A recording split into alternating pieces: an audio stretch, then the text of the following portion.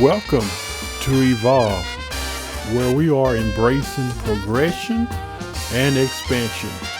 Now, here's your host, Henry Harris. Well, welcome to Evolve. I am so glad that you are here. We have a great subject for you today. I believe this is something that a lot of people struggle with. I know it's something that I've struggled with in the past, and I'm sure it's something that my guest has struggled with. I think we've all struggled with this, and that is everyone will not accept you.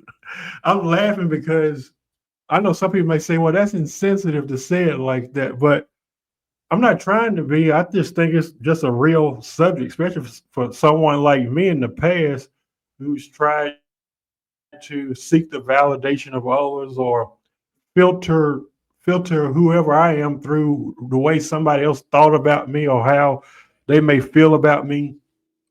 I think this is a conversation that deserves a discussion. Tonight, our guest is Marquis Hairston. How you doing, sir? I'm doing wonderful, man. Thank you for having me. It's a pleasure. Good. You know, this guy here, I've watched him uh, from afar. We've never met. And one thing I can say about him is that authenticity just flows effortlessly from you. And when I watch you, I can tell like you're not pretending. You're just being real. And that's what's drawn me to you. Your message, not only your message but your mandate. And I'm really honored. And I thought about you a couple weeks ago. I said I'm gonna get him on because you Yeah. probably seen I'm starting this new podcast, which is going to start airing around this summer. And I wanted to have you as a guest to address this subject. So, how are you doing today? I'm doing fine, doing fine. Fresh off of work and excited about the conversation that we're going to have. One that I have a lot of experience in. So um, it's not a good Well, qualification. that's good. I wrote in Yeah. one of my books. I wrote in one of my books, or maybe it was a TV interview I was in. They asked me like, "How do you know about this?" I said, "Well, um, anybody can talk about even what we're talking about now, but I'm the type of person where I feel like it'll resonate with people when they know that oh he's not just talking about this. This guy has actually been down that road. Yes. So I guess we can just go ahead and get the conversation started. You know, everyone is not going to accept you. Like, have you ever been there before, like in your life, and in what ways were you trying to be accepted? You know, that can go in various ways: sexuality, Yes. maybe who you are as a person. There's this cry within humanity: accept me, love me, like me, and the reality of it is, it doesn't always unfold that way. That's true. That is true. And so, just to situate the conversation and to speak to my credentials as it relates to what qualifies me to talk about this conversation, I am African American, which you can see. I am Yeah. male, which you can see, right? But I am also a bisexual or sexually liberated or gay, however you want to label it. I'm queer. And not only am I queer, but I'm sex positive and I'm a Pentecostal pastor. So, Hey. so if none of those identities create calls or pause for rejection, then I wouldn't be qualified to be here to have this conversation. But that's what situates me. I'm black, male, gay, sex positive, Pentecostal, and a pastor. And I've had to learn that divine purpose does not always come with universal approval. Most people Ooh. think, and I Nice. thought, that when God calls me, or if God calls me, or since God made me, that meant that other people who are also made and called by God would accept me and understand me based upon the fact that we both come from and are called by God. But my call to authenticity that you spoke of so highly has not always been applauded, but it is very sacred, not just to me, but to God.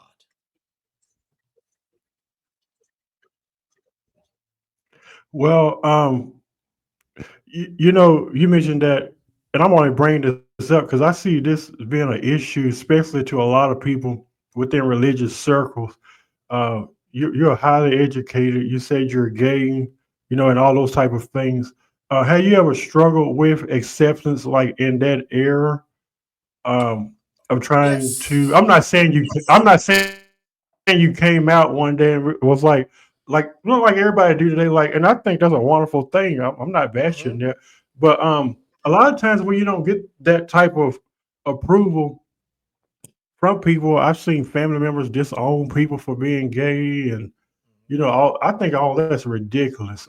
Actually, I would encourage anyone not to even be within a space around people who don't love you for who you are. Like they're living their lives. Like how come Yes. you can't live yours? So, um, Yes. have you ever been? I'm sure you have. Like, how did that make you feel? To like, this is who I am. Like, I'm not going to change it. Your prayers are not going to change it. This is me. Like, was that ever a inner struggle for you?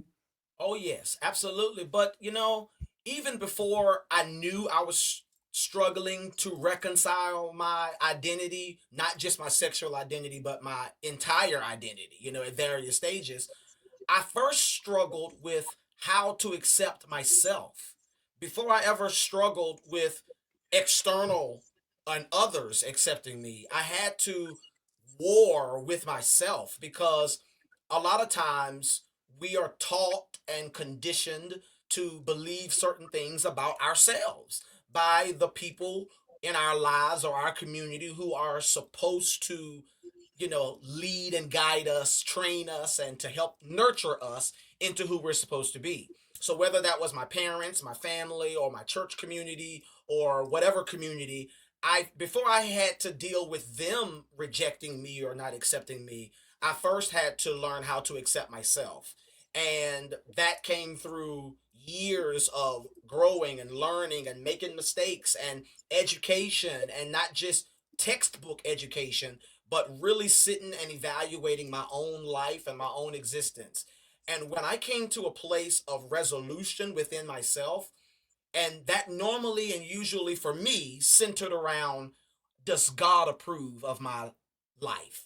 That's really what was has always been my driving force. My family, my friends, my community, they all told me or led me to believe through teaching or whatever the case may be that my identity as a LGBTQIA queer person was not ordained or welcomed by God. So I internalized that and I began to act and move and live in such a way that I didn't believe God loved me. I didn't believe that I was safe with God.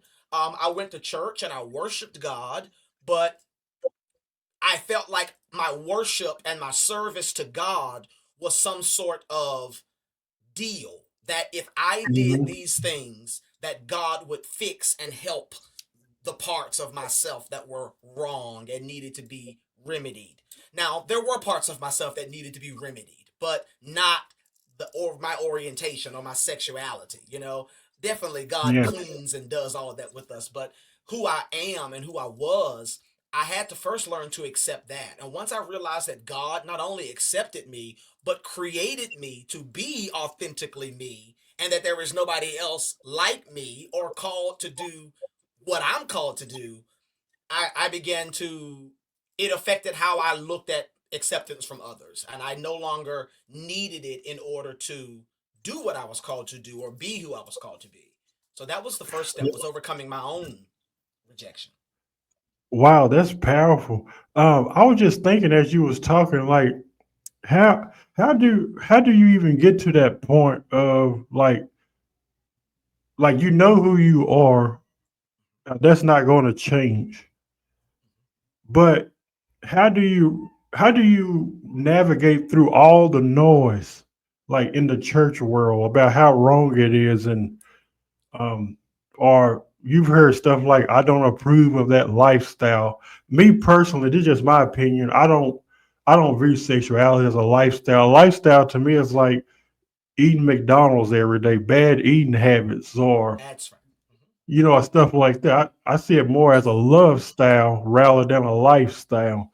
So Yes. there's all this homophobia, and I always wonder, like, what's the root cause of that? Because I don't know if the church. I think the church is progressing more towards being more inclusive, or at least having some conversation, bringing some conversation to the table. How did you? Because you said a lot of powerful things. You like how God, showed you like, this is who I am. I love you for who you are. Why can't the church adapt to that same message, if Yeah. you get what I'm trying to say? Yeah. Like, if Yes. God loves me, if God accepts me, if God is okay with me being me, what's your problem? Absolutely. Like I said at the beginning, we have confused people's approval with God's approval. And Mm-hmm. history, Bible history, political history, the history of humanity, it all tells us that they are not one and the same. There have been Mm-hmm. people, places, things, situations that God ordained, that God created, and God caused, but people felt differently. So the Yeah. narrative swayed according to how people felt, not what God was actually doing.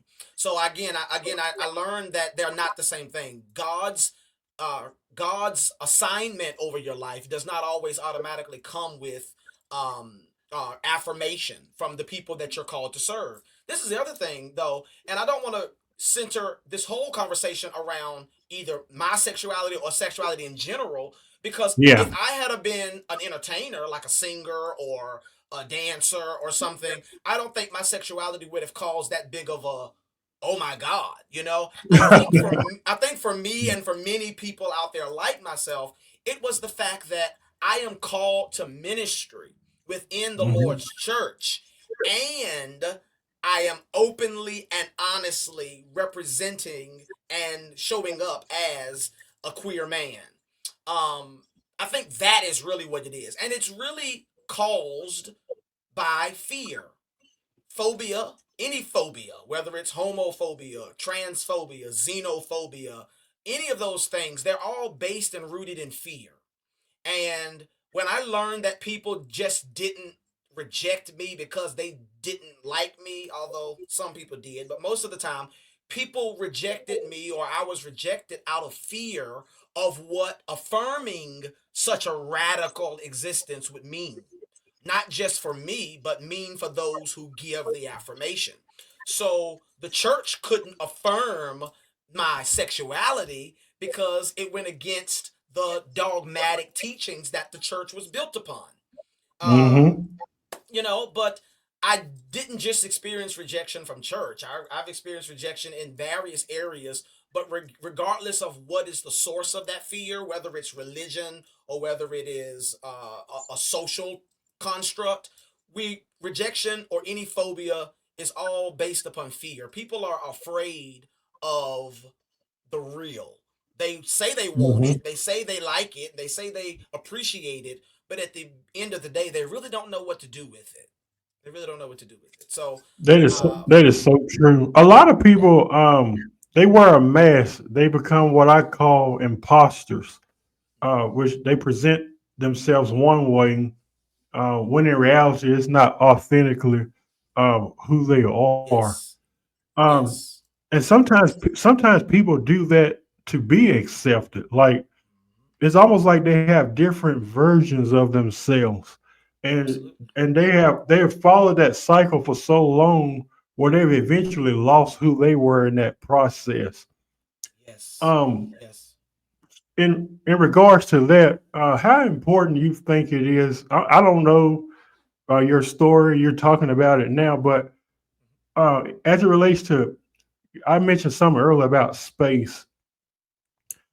In my life, I was an evangelist. I traveled all over the place, spoke when I started to become an ally for the LGBT community, when I started to step outside the religious box, started asking questions, these people don't call me anymore. Um, that was a hard blow. At the same time, I still found myself going back to those same spaces that didn't really love me. They love what they can get from me. Yes, They absolutely. love my talents, but they didn't really love me. You'll find out very fast. Just disagree with them on something. Yeah, You'll find out very fast. So I guess what I'm trying to say is, uh, at the risk of you living your authentic life, and like you said, it's not just limited to sexuality. It could be a variety of things. Um, like, was it worth taking that risk? Like, did you lose friends, family members, in regards to, like, trying to figure out your tribe, so to speak? absolutely. Oh, yeah. So I don't want to come off as if I woke up one day with this divine revelation to be who I am and to live in authenticity. It was not like that. It was not pretty. All right. I assimilated, as you said earlier, I assimilated to what it was I believed at the time based upon what I had been taught and based upon my life experiences up until that point. Having dealt with rejection very early in life at the family level, even before we get to religion or church, um, I've always wanted to please my family. I've always wanted to them to be proud of me, to applaud, for me. And when I lost their respect or lost their affirmation because I veered away from what they thought I should do or how they thought I should live, that was very traumatic. You're talking to somebody who was married to a female. We had a son while we were married, and we separated very early in my son's life. And even before that, I was sexually promiscuous. Um, there was a lot of things that I did and that I performed because I thought that was all that there was for me. I didn't feel like you said, I didn't feel like I had a tribe. So, the old adage, looking for love and affirmation in all the wrong places. I have that Hmm. story. But on the other side of hitting rock bottom, losing everything, your marriage, your ministry, because when I got divorced, I was no longer qualified to preach in many Yeah. spaces, especially Yep. when the word on the street is he gay. So Yeah. obviously I went through it, and there was trauma on top of trauma, and I had to have therapy on top of therapy. And for most people, they run to their faith, they run to their religious or spiritual community. But for me, it was my spiritual community, my religious community that caused the trauma.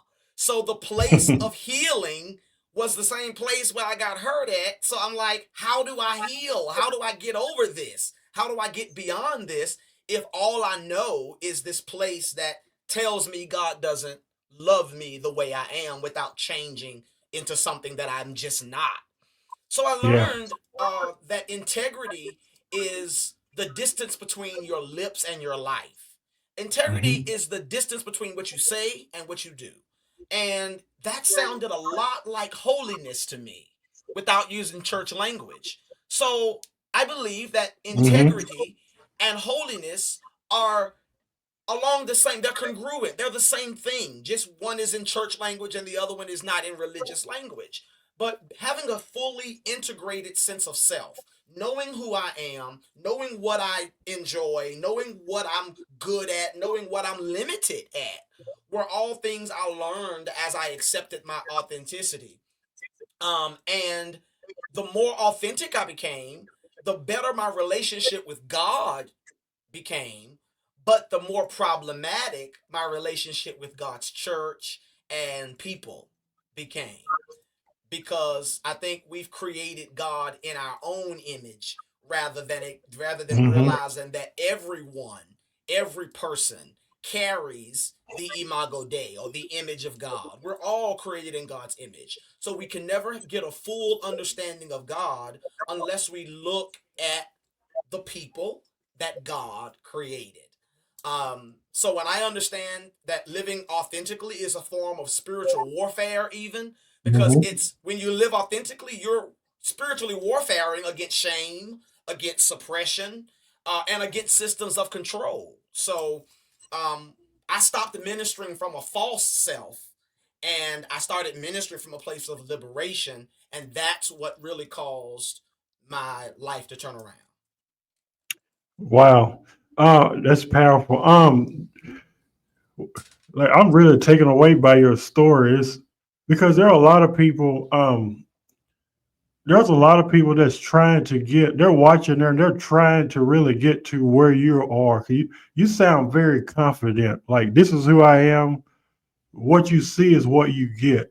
I Yeah. love what you were talking about earlier as you were referring to self acceptance. Um,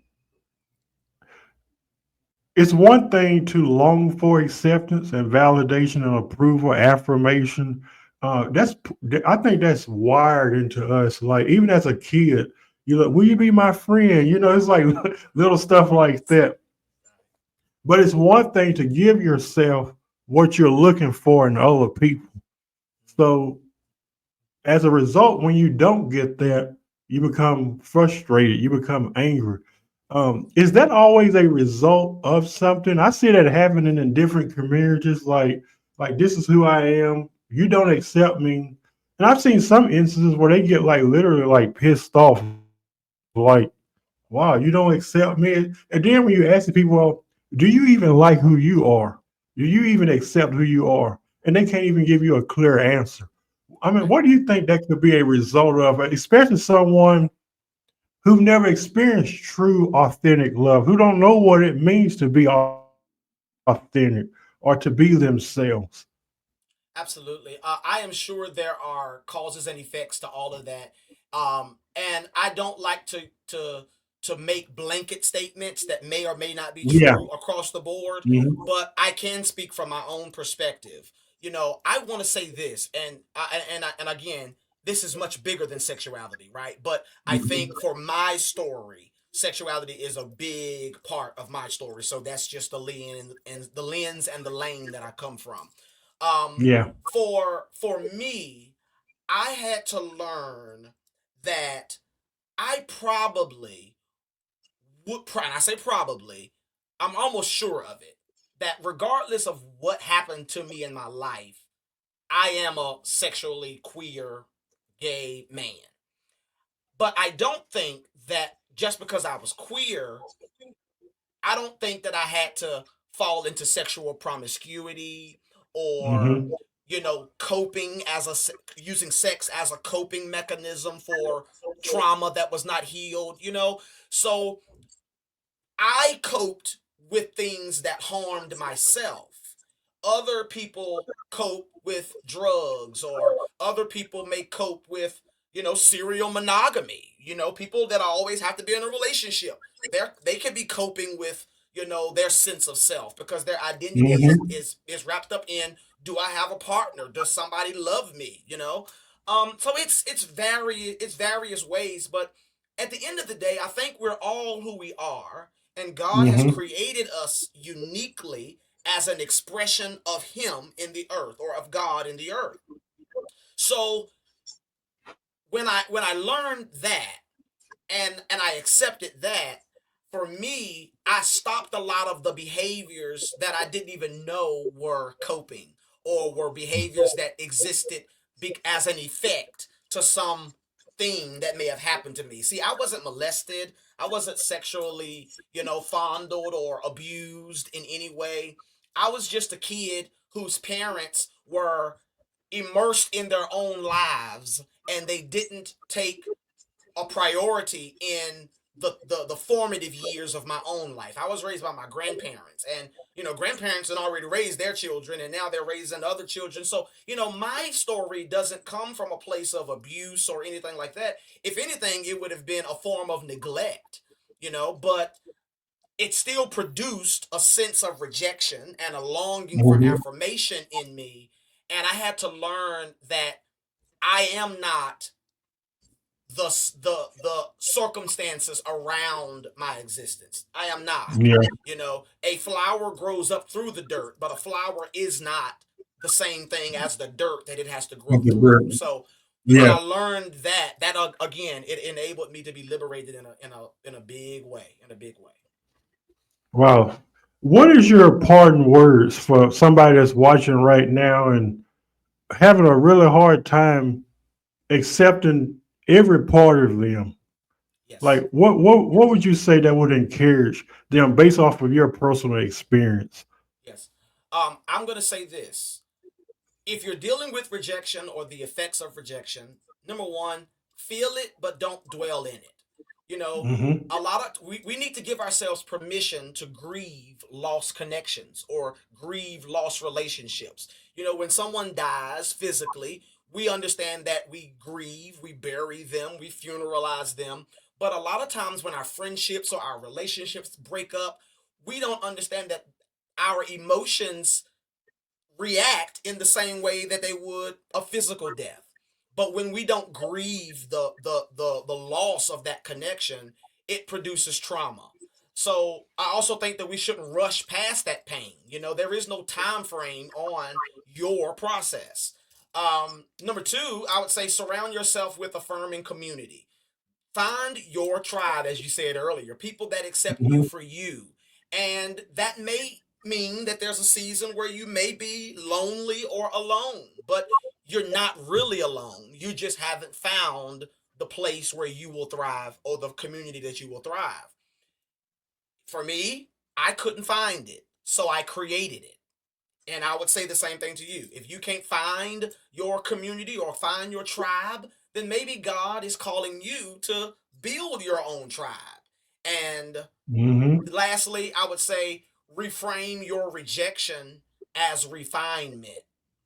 This is something that, as I was driving home, came to me and I wrote it down because I didn't want to forget it. And I got it on my phone right here. I wrote this down. I said, rejection exposes where you still seek external validation. It blew my mind. Woo. It blew my mind. Wow. Rejection, rejection exposes in you where you are still looking for somebody else to affirm you. And God Mm. allows that rejection not because you are worthy of being rejected, but because God is trying to refine or direct you to the community, to the place, to the people that you really are called to and that you will thrive to. So Preach, preach, brother, preach.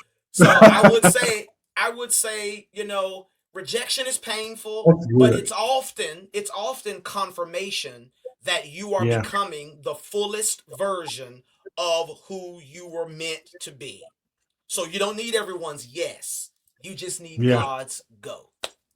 yeah. And all you need is one yes from God. That's all you That's it. need. That's it. That's Man, it. this was a wonderful conversation. We'll have to have you back here soon. How can people connect with you? And then we'll get into tonight's questions for the audience.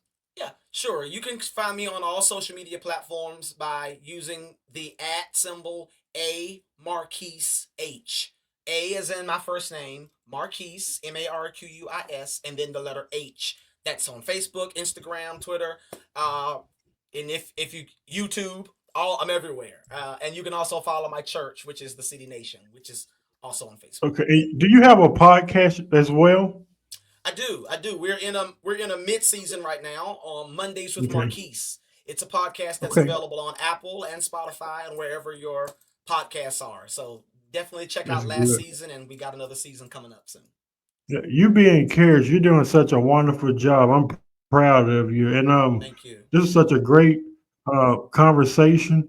We're gonna go ahead and get into tonight's questions. This is for those that are watching. I love this part because this gives you an opportunity to engage.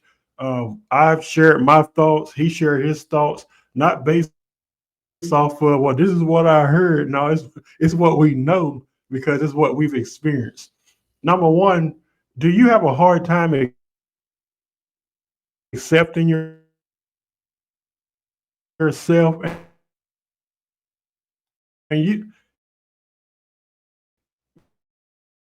you don't have to go deep into detail in the comment section, but how important is self-acceptance to you? How important it is to look in the mirror and say, Regardless of, like he said, your rejection or what you may be experiencing, how important is it to look within yourself and say, I like me, I accept me? And number three, how do you feel when you are rejected? Sometimes we like to sweep our feelings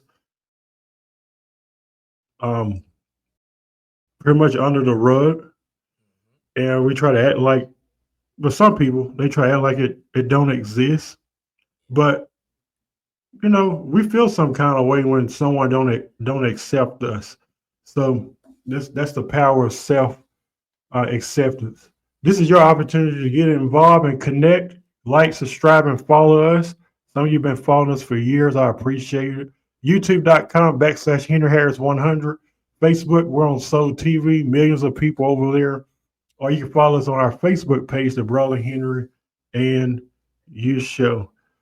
Sir, I really appreciate your time today. Keep being you, and I appreciate everything about you and what you're offering, not only to those locally but to the world. Keep doing what you're doing, and we'll see you again. I appreciate you so much. Absolutely. I appreciate you. Thank you so much. Keep up the good work. Yeah.